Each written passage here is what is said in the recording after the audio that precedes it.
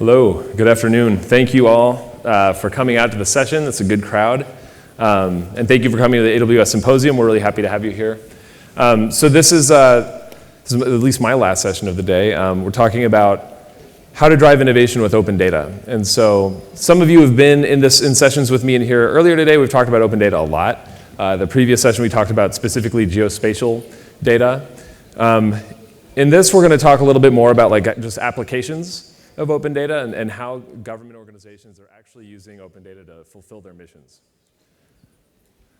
So we're going to be joined today by Mark Chambers from the DC government. In fact, I'm going to, if you bear with me, I'm going to read their bios here. We have a really great panel. So Mark Chambers is a lead sustainability policy, he leads sustainability policy and implementation of conservation initiatives across the 26 million square feet of property managed by the DC government. He's a licensed architect with a creative and interdisciplinary background, inclusive of architectural design, construction management, and sustainable policy development with a focus on carbon reduction, strategic planning, energy resource demand conservation, green building project management, and public speaking. He also went to Gonzaga College High School here in DC, which I know because I went to school with him there. Kim Becht will be up next. She's joining us. She's the Deputy Director of Web Presence at the Department of Commerce's International Trade Administration, where she helps federal trade agencies reach and serve more U.S. businesses through open data. Kim collaborates across trade agencies to identify and expose data most useful to exporters, foreign investors, and buyers via standard APIs on the International Trade Administration's developer portal, which you can find at developer.trade.gov. Kim works directly with public and private sector partners and software developers to utilize open data in apps aimed at making it easier for U.S. businesses to compete in overseas markets. And I want to add, we reached out specifically to Kim because of ITA's developer portal. We really think it's a tremendous example of how mission-driven open data can be executed. And then finally, we're joined by Yogesh Khanna. He's a CTO of CSC North American Public Sector. He's a creative, results-driven technology leader with more than 25 years of technology and business operations and management experience in the information technology, systems engineering, information assurance, financial services, and telecommunications markets. So I hope everyone can appreciate we have a really good panel, a good group of speakers here to talk with us today.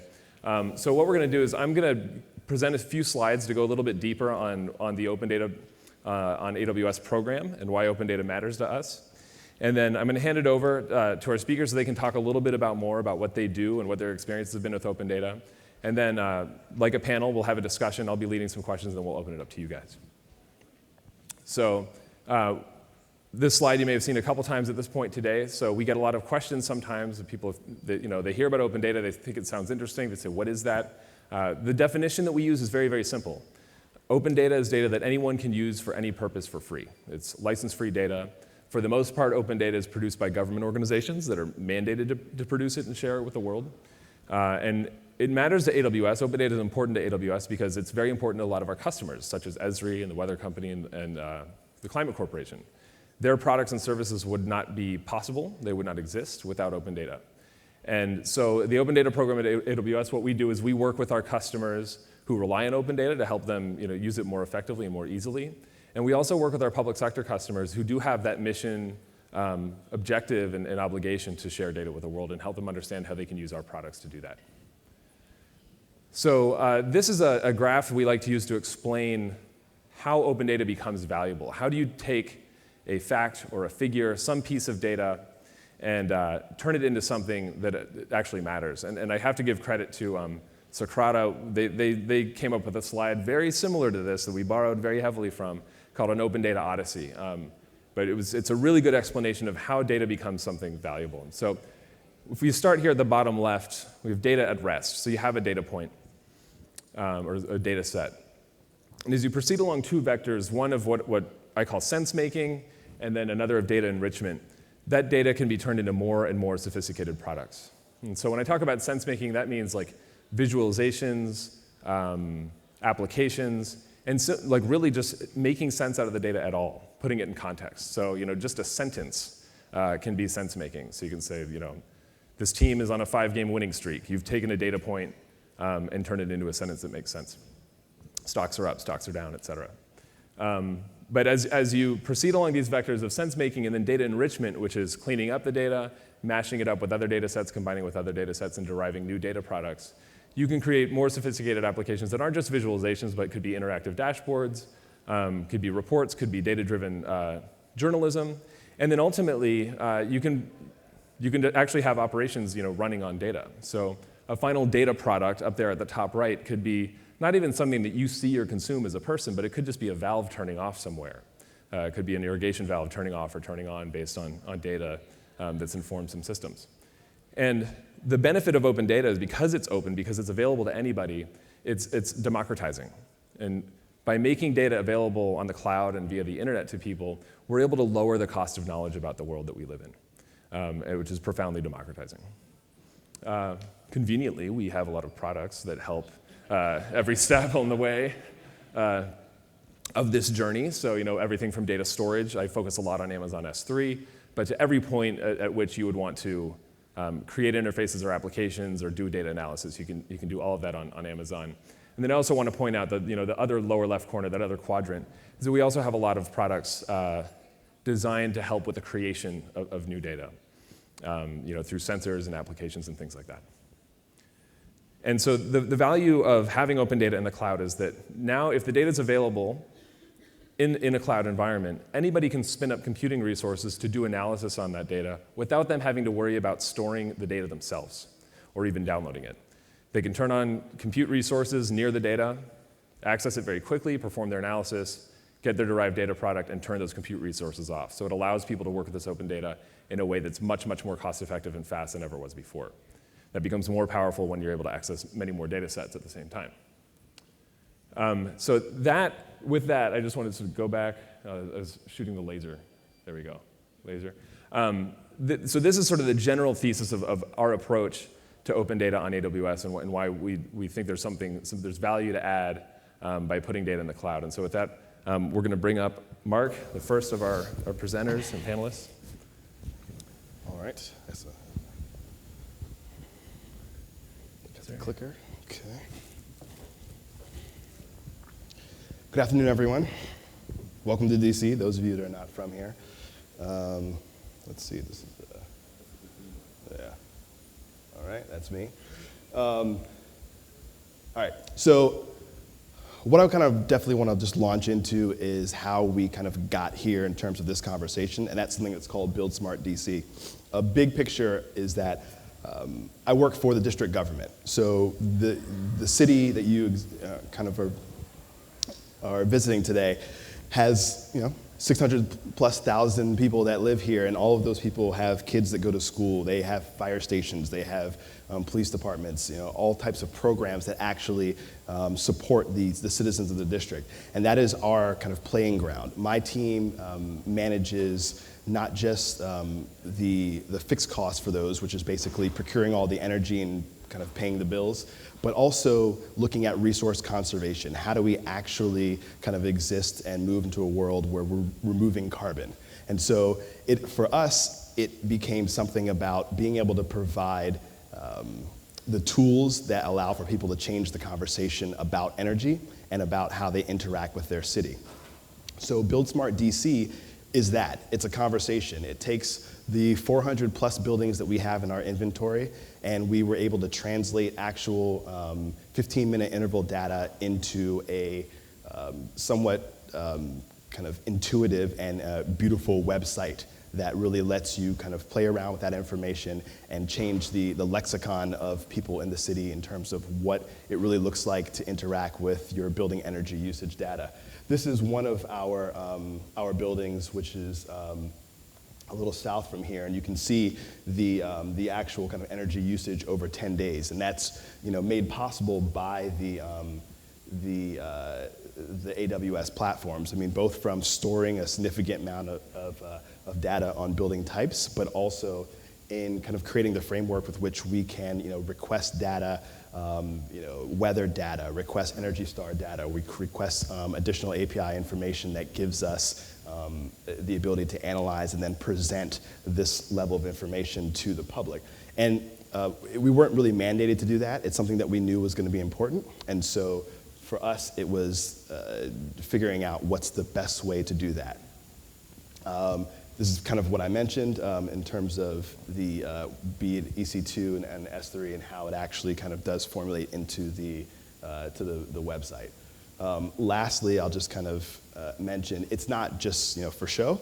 There is a definite desire on our part to showcase the fact that this is driving actual change and actual energy use reduction in our buildings.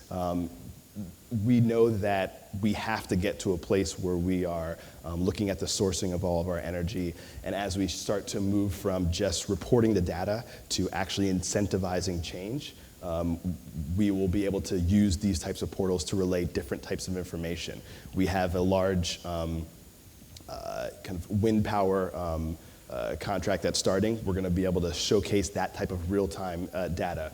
We have a large deployment of solar that's starting later on this year. 50 of our rooftops in the city will soon have solar deployments of over 12 megawatts. That will start to be able to formulate through Build Smart DC into a really digestible manner. So what we're looking for is change, and the way we're getting it is through data.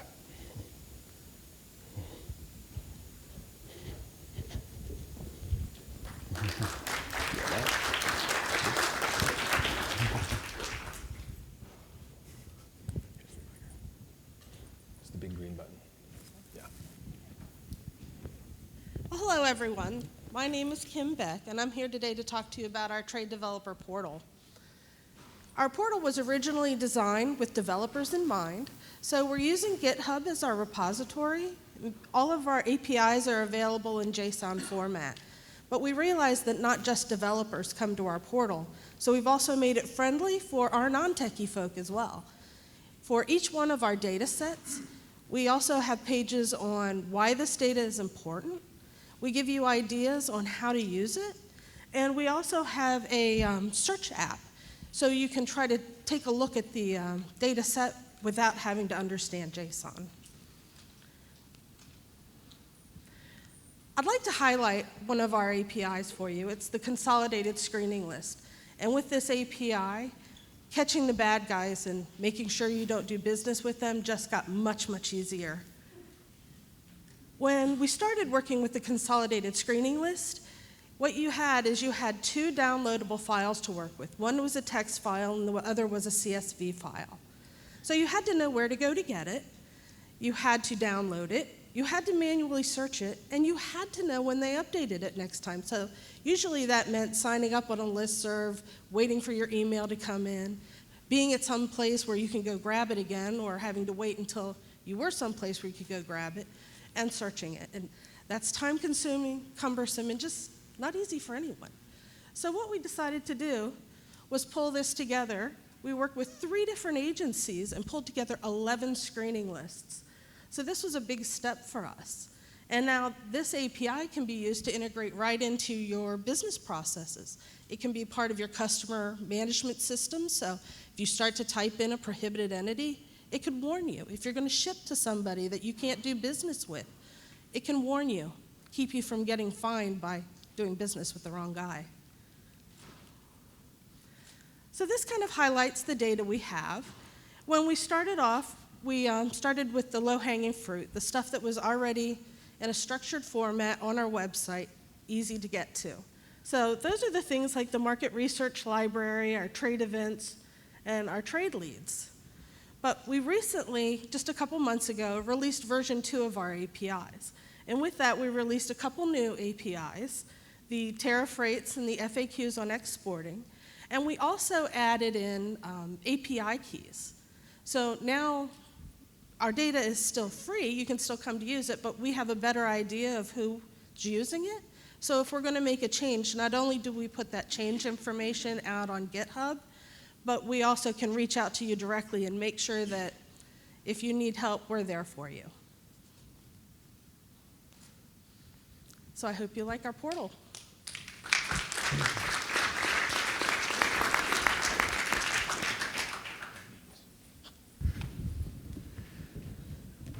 Good afternoon. This is, I'm Yogesh Khanna. I'm the CTO for CSC's public sector, and Truth be told, about 2 weeks ago, I got asked to be on this panel to provide an industry perspective.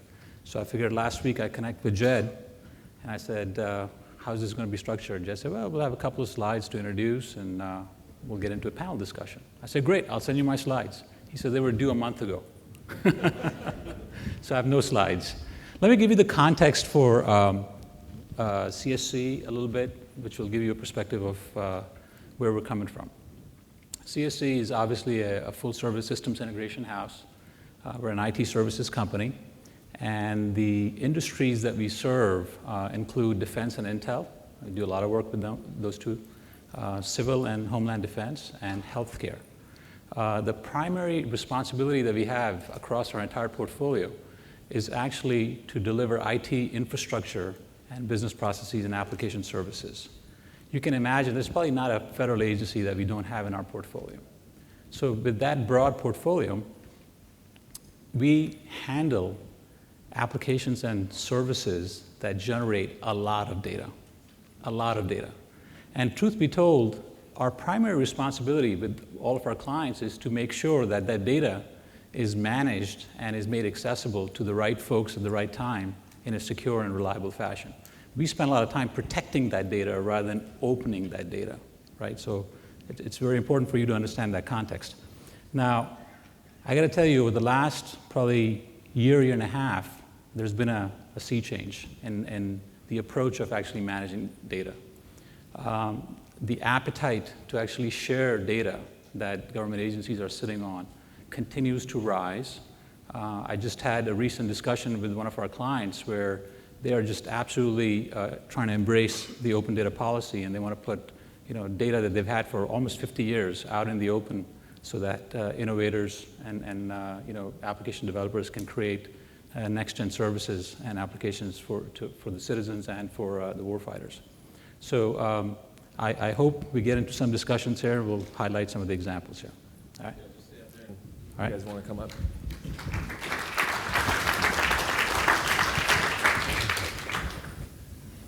All right, so I'm going to play talk show host. I get to stand up. No problem. Thank you. Yeah, we're good with slides, I think, at this point. So thank you all for that introduction. So actually, Yogesh, I have a question for you to start off, because as you said, it's hard to imagine a federal agency that is not in your portfolio. With that broad purview, is there, you can see how government data is impacting a lot of sectors of business and industry. Is there anything in particular that you're noticing and that's particularly exciting right now?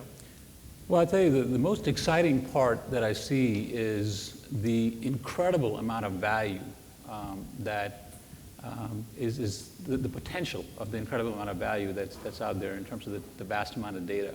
I went on this website called Open Data 500. I think it's a study that was done about a year or change ago by, I think, NYU and the Knight Foundation, et cetera. And they did a comprehensive job of actually mapping all of the federal agencies that have data that they're sitting on and are making it available to the public. And it mapped it to the basic industries that are now leveraging it. In fact, if I could have slides today, that would be the one slide that I would show. If you have time after this conference, go to opendata500.com, and there are a bunch of flags representing various countries. Click on US, and you will see what they call a compass.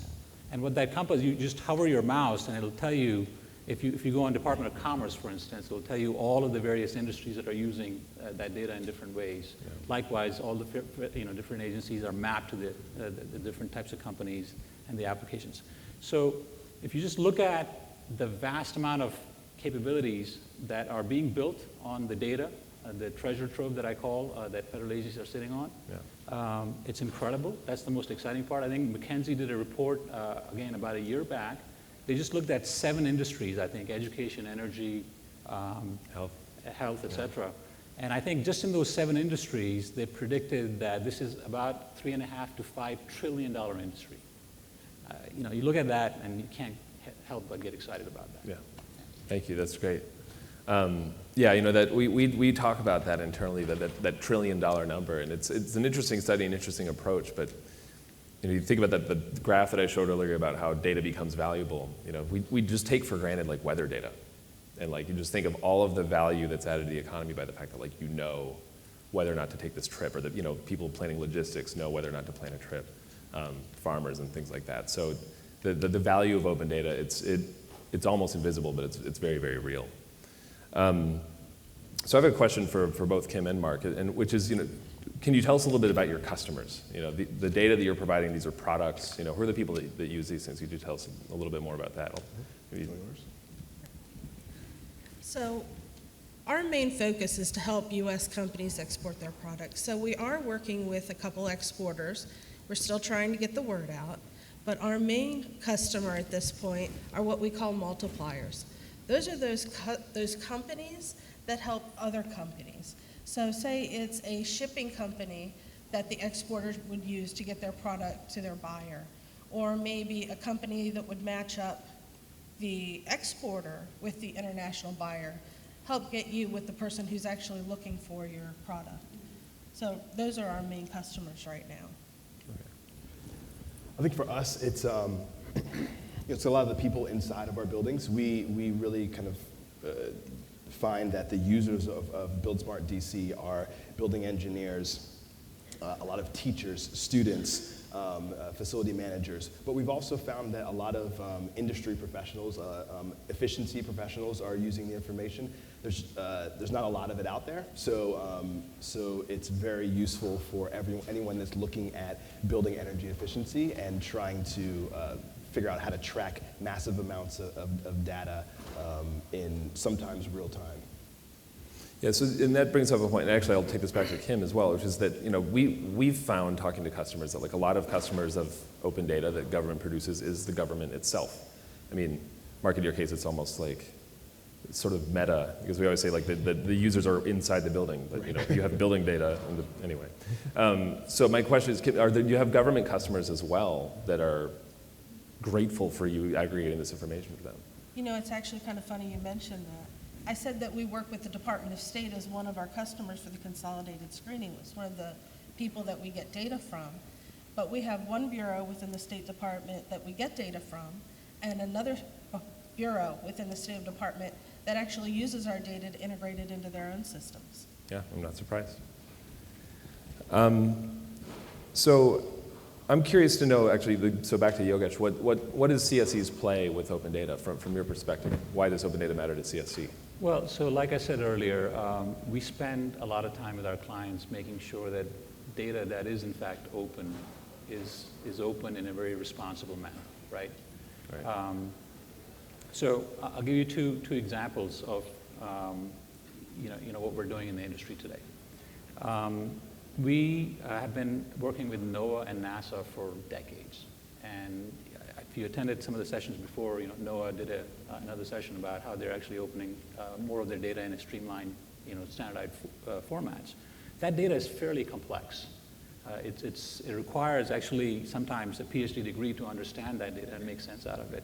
So what we're doing is we're taking that data and we built a analytics engine on top of it and providing some expertise in that analytics to create a product called Climate Edge. Okay? And this Climate Edge product is really designed for the insurance industry. There are a lot of catastrophes that are related to climate and weather.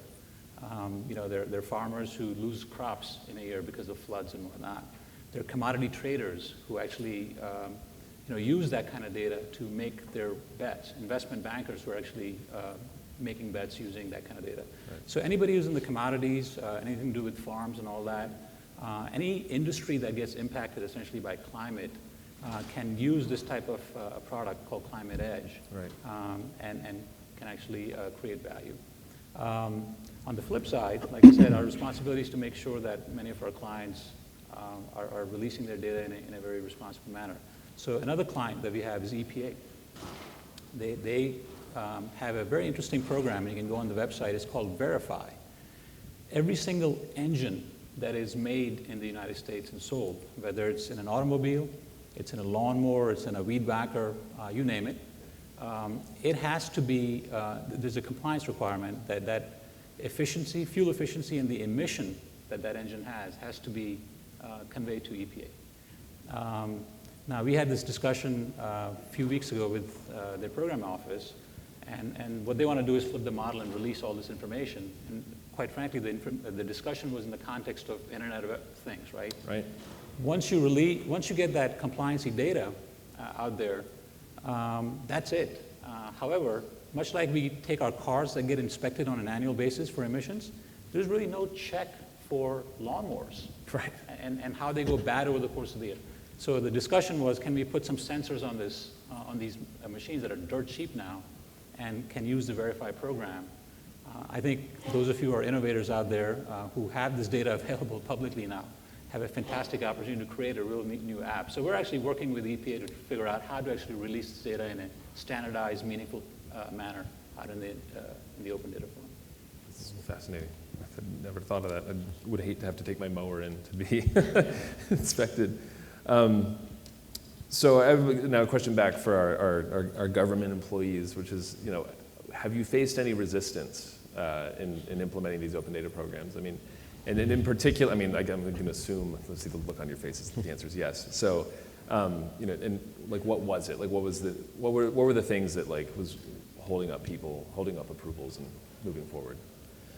I'll jump in. I mean, I think, especially when it comes to manipulation and kind of actually analysis of data, there's always the concern of creating a narrative that's associated with that data so that people can actually understand what it is you're trying to accomplish. In government, there is often several cyclical and kind of entrenched interests that make that just a little bit cumbersome. It's not impossible. What we did was just to not tell anybody. Okay. And so we basically kind of went full steam ahead, developed the platform, developed the analytical tools, the APIs, started to actually play around with the data to a place where we knew that this was worthwhile. We mentioned kind of NOAA information before. I mean, that's critical to us being able to normalize our energy data. So being able to set up all of those checkpoints ahead of time, and then, I can't stress this enough, make it beautiful. That was the kind of the keystone, so that when we were ready to actually release and put this out in the public domain, that is when we kind of solicited more approval is probably the best Yeah. word for it. And at that point, it had gained so much traction that there was enough of momentum around this type of tool and this type of information that not just from our local municipality, but from other cities. I mean, we operate on a city-to-city basis as well. I mean, New York has a similar platform. We looked at that before we developed ours because we knew that we were going to have the data be richer and kind of more robust to give it traction. So you set up the framework ahead of time, do as much work as you can, and allow for the kind of simplicity of the idea to push it forward. And that is what we kind of use to get around a lot of the typical obstacles of government. For us, I would say one of our biggest challenges was when we first started, open data was very new, especially to the federal government. And there was a lot of concern over, would the people who get the data know how to use it? Because as you said, there's not a lot of context around it, it's just data. And there was also a lot of concern about, well, what if somebody were to misuse it? So I think for us, it was about educating everyone on what open data is and how it's used. And that's part of the reason on our portal, why for each of our APIs, it says what it's for, kind of what the whole purpose of it is, and give some ideas on how to use it, and that helps put the context around the data set so everyone understands what it is. That's great. Thank you. So this is one for the group, which is, so you've gone through this, you've launched programs that I deem as cool. I think they seem like successful programs. I'm sure there are people in the audience who are, pondering or perhaps already, tasked with starting some open data program. I'm curious to know from any of you, what advice you would give to somebody who's just starting out at this point. And I would say that it's critical to have a narrative ahead of time. I mean, for us, if you look at our website, it's very simple in terms of what it says. It starts out and it says, more data, less carbon, zero excuses. It's very clear and that this is our objective. And I feel like having a a very strong mission vision behind what it is that you're doing, at least in the government sector, has allowed for us to move a few mountains that we ordinarily would not have been able to. So then you can piggyback on other, whether it's climate-related policy, whether it's energy policy, whether it is resiliency. There are other components that we can easily dovetail into because we focused on the messaging early, and we were able to use that as the kind of the linebackers for our actual data platform and putting that data into the public domain. My recommendation would be to start with what we consider low-hanging fruit. Look around at the data that you have. See what data you have that's already in a structured format, something that's well-maintained, and maybe in a system that you could, with very little effort, make available as an API. So when we started, that's where we started. With our trade leads and our market research, we were able to open those up easily, and once we got the initial experience with that, then we were able to grow, pull in data sets from other agencies and expand upon that. I guess from my perspective, I'll take a little technical bend on this. You almost have to split the folks that you're providing guidance to in two buckets, right? Those who are creating next generation apps using open data, and on the other side of the fence, those who are actually responsible for releasing their data in the open source, right? In the open community. So first and foremost, I think use technologies that are open source to exploit or to release the data. Don't do anything proprietary. Open really should be extended to the technology. There's tons of stuff out there. If you look at open data.gov rather, that entire thing was built on GitHub.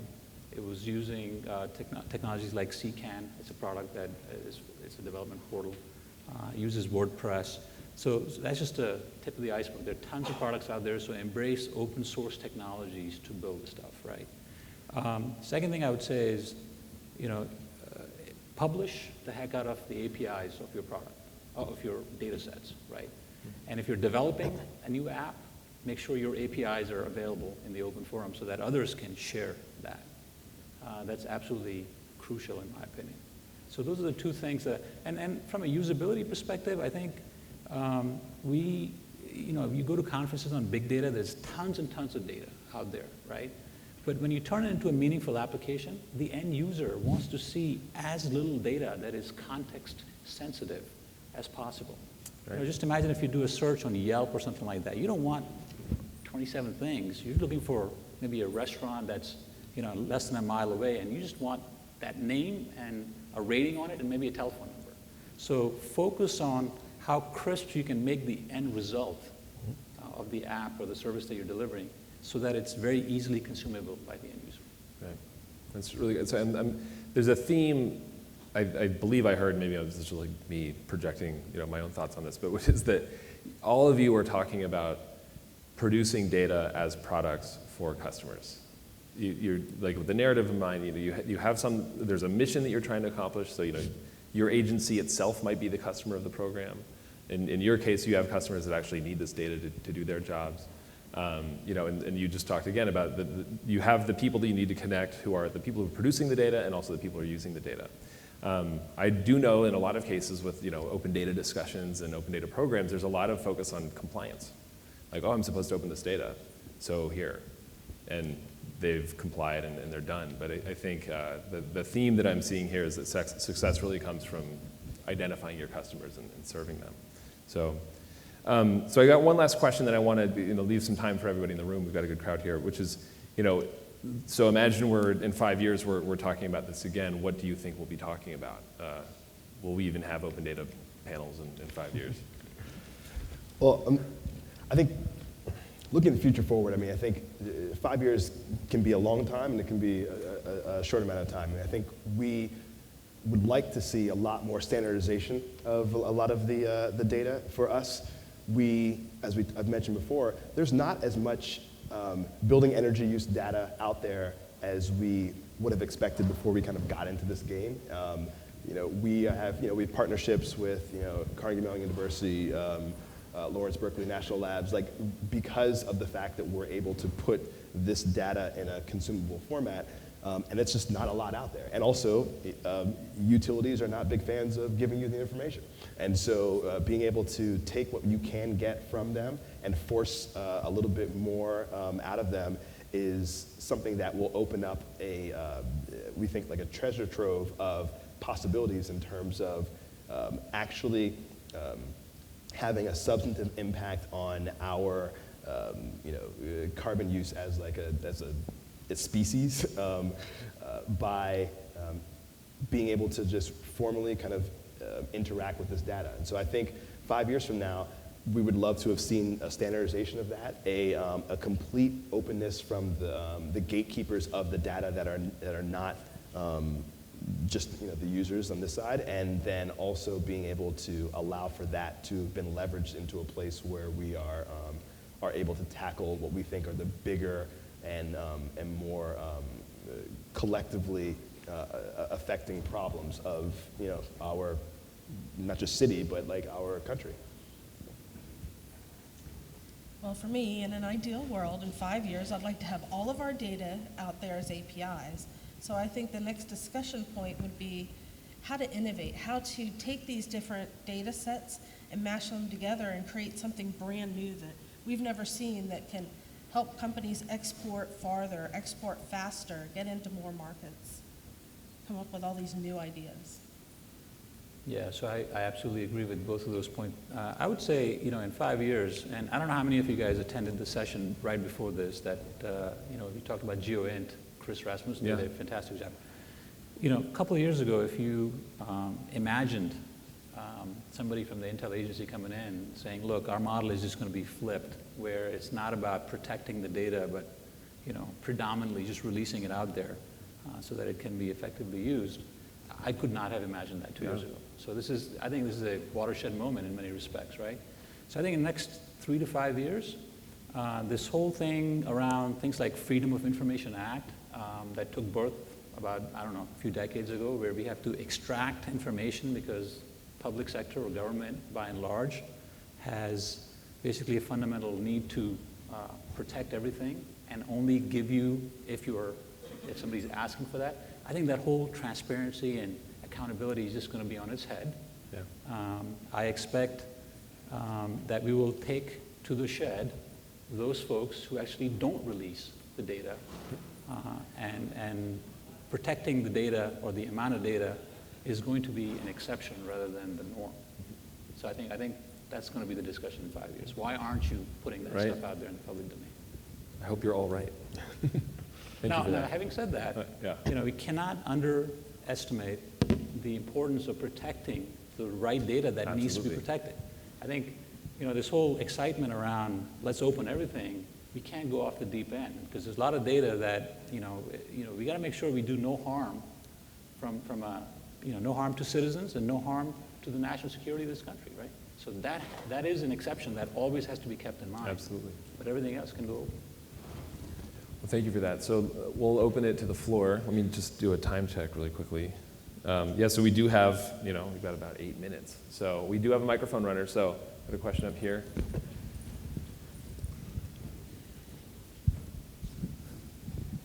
So when you contrast consumer sales with the role of government in the use of big data sets, and you talk about adding data sets and adding texture and value, how do you think about guarding government from crossing that line into privacy and civil liberties when your data set gets so rich, you suddenly have new insights that make citizens uncomfortable?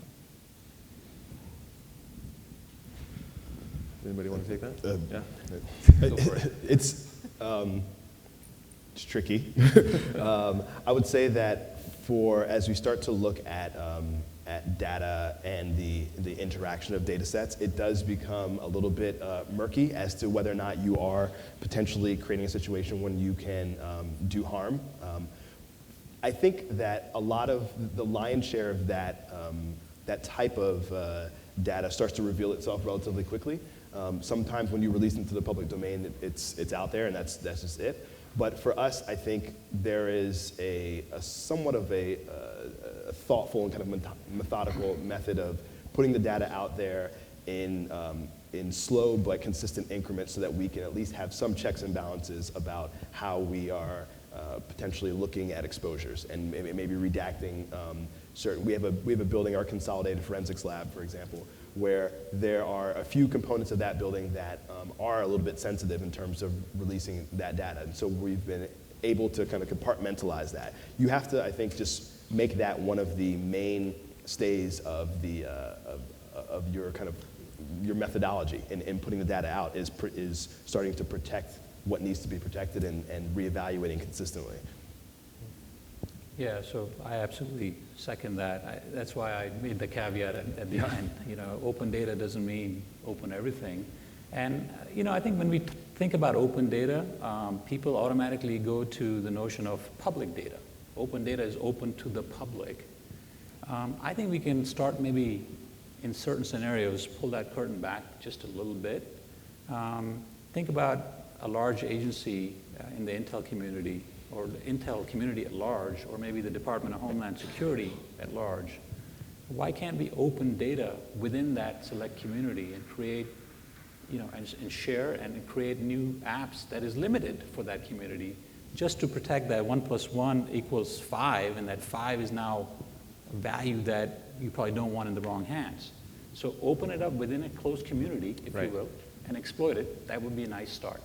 But absolutely agree, we got to take precautionary steps to make sure that the intel that we're creating on open data doesn't fall in the wrong hands. Yeah, I mean, one anecdote I know of is George Clooney actually funded a satellite program to help track refugee populations. And they were very liberal with opening up that data, the somewhat high resolution data.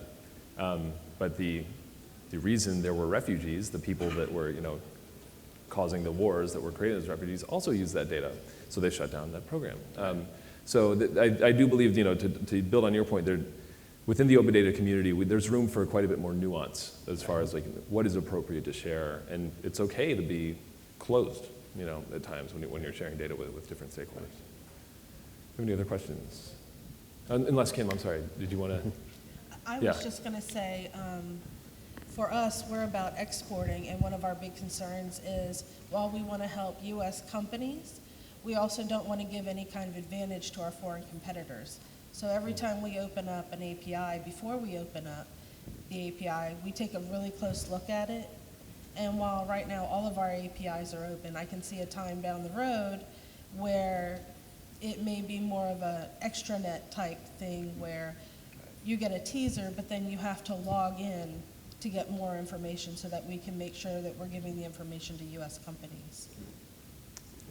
And I mean, I'll add one other anecdote for that is, you know, we have a large program in terms of optimizing the utility of our rooftops. So whether it's through solar, green roofs, white cool roofs, and one of the metrics and indicators of that is looking at its effect on the urban heat island and on health and wellness. Health and wellness trickles down to whether or not we are having a substantive reduction in asthma in the city. That often is indicated by absentee rates from schools. So then you go to schools and you want to get that data, but then that data is tied to actual students, and it starts to go into this rabbit hole of actual information that is tied to, you know, kind of located and health-related data.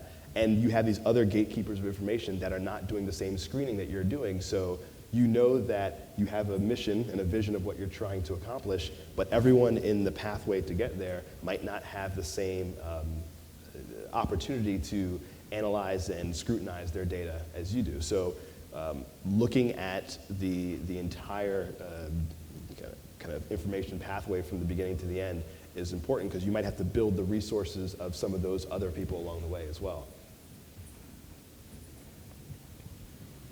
Question back there.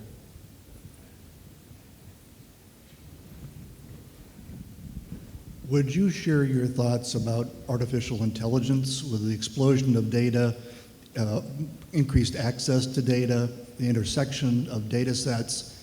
There are those who feel that it's going to get beyond the capacity of a human being to really fully analyze that data. What are your thoughts about artificial intelligence and the role that may have in the future? It's a pretty cool question. Yeah, that's a very cool question.